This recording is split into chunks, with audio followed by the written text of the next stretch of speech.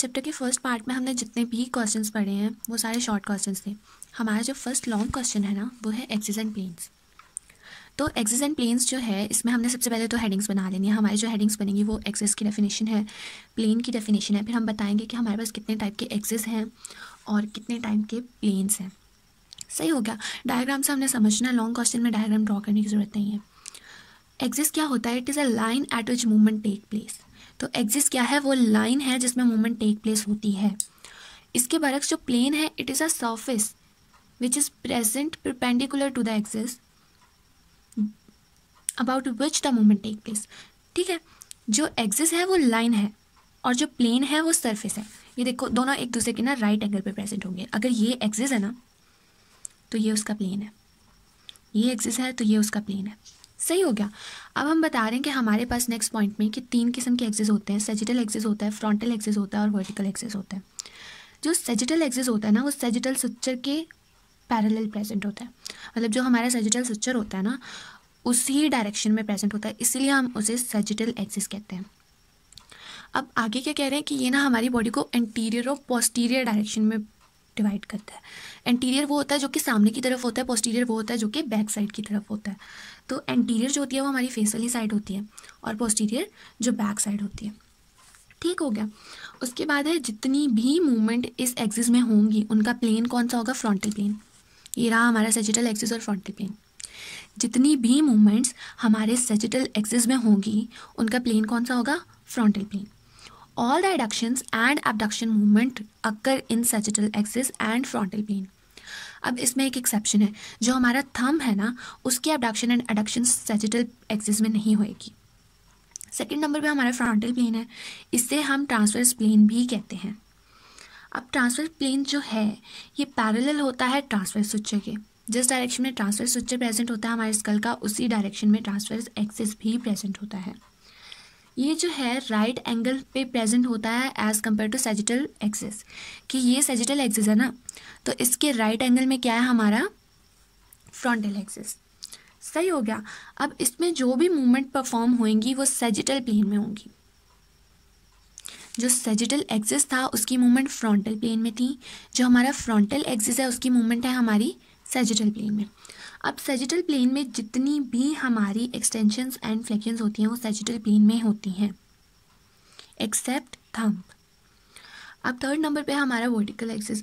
Vertical axis में क्या बता रहे हैं? It is the axis present parallel to the line of gravity.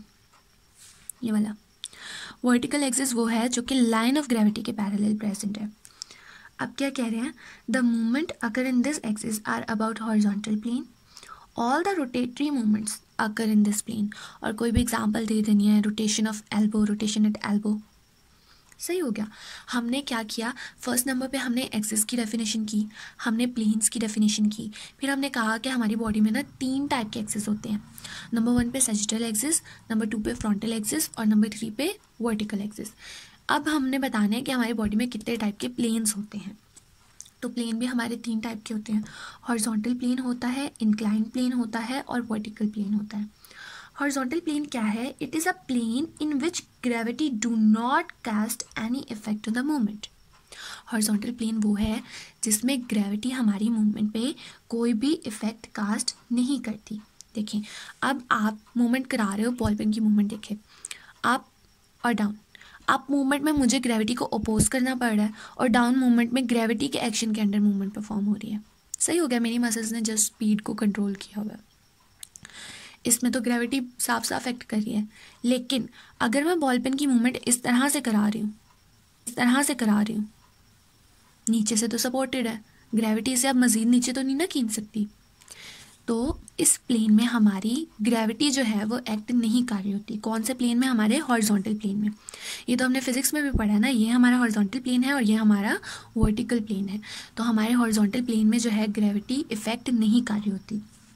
जो हमारी मसल्स वीक होती हैं ना कि वो ग्रेविटी के अगेंस्ट भी मूवमेंट परफॉर्म नहीं कर सकती, वो मसल्स जो ग्रेड 3 में भी मूवमेंट परफॉर्म नहीं कर सकती, ग्रेड 2 की होती हैं, 1 की होती हैं या 0 की होती हैं, ऐसी मसल्स को हम सपोर्ट करते हैं। इस तरह से सपोर्ट करते हैं जैसे बॉल पेन को सपोर्ट किया हुआ है इस बुक ने, इस टेबल ने। सही हो गया। इस तरह से सपोर्ट करता है ताकि वो अपनी मूवमेंट परफॉर्म कराएं।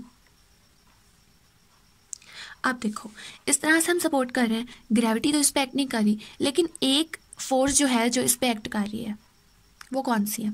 ये इस मूवमेंट में वो फोर्स है, force of friction of the supporting object. अब इस मूवमेंट में ना, इस प्लेन में कोई एक्सटर्नल फोर्स हम नहीं लगा रहे तो नहीं एक्ट कर रही, सिर्फ हमारी मसल्स पे ग्रेविटी एक्ट करती है, उसे भी हमने निगलेक्ट कर दिया इस डायरेक्शन में उसे सपोर्ट करके। अब सिर्फ एक फोर्स जो है वो इस सपोर्टिंग ऑब्जेक्ट की फ्रिक्शन जो है वो इस मूवमेंट को अपोज करेगी, ठीक है। तो ये मूवमेंट्स जो होती हैं ये बहुत ज़्यादा ईजियर होती है, इवन कि वीक मसल्स भी ये मूवमेंट परफॉर्म करा देती है जो कि हॉरिजॉन्टल प्लेन में परफॉर्म होती हैं। सही हो गया। नेक्स्ट है हमारा इंक्लाइंड प्लेन। इंक्लाइंड प्लेन में दो किस्म की मूवमेंट पॉसिबल है, अपवर्ड है और डाउनवर्ड है। हम अभी डिस्कस कर चुके हैं कि अगर हमने अपवर्ड मूवमेंट करनी है ना, ग्रेविटी एक्ट कर रही है इस डायरेक्शन में, जिस डायरेक्शन में ये अब ग्रेविटी का एक्शन था ना, इसे नीचे खींचा। लेकिन अगर हमने अपवर्ड मूवमेंट करानी है तो ग्रेविटी इसे नीचे की तरफ खींच रही है, हमें ग्रेविटी से ज़्यादा फोर्स देनी पड़ेगी इसे ऊपर लेके जाने के लिए।